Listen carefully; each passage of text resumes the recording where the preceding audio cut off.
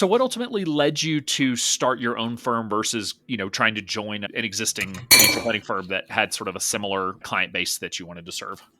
Yeah, fair question. I wasn't really aware of personally any wealth management firms that Yeah, I wanted guess to that's fair. serve other. Now I know of 1,700 firms with XYPN, but when I knew I wanted to go down this path, I started talking to a bunch of people at wealth management firms, just connections.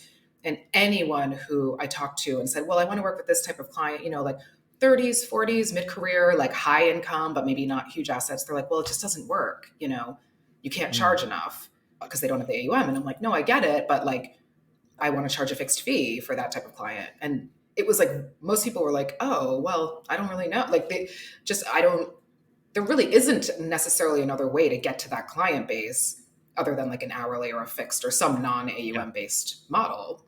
And just there are so few firms out there doing that.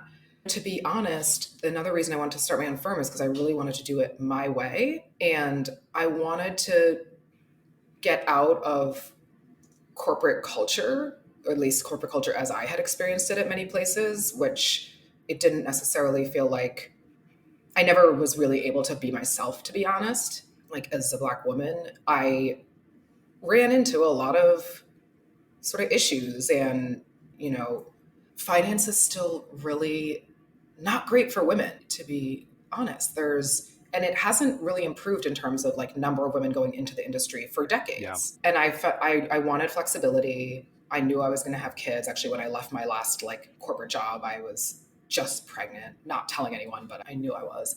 And I just wanted it to be up to me whether I succeeded and not if I had, you know, gotten enough exposure with people higher up or having to depend on my boss's boss who, frankly didn't relate to me at all to decide if I was worthy of a promotion or worthy of a new Worthy of your responsibility. salary.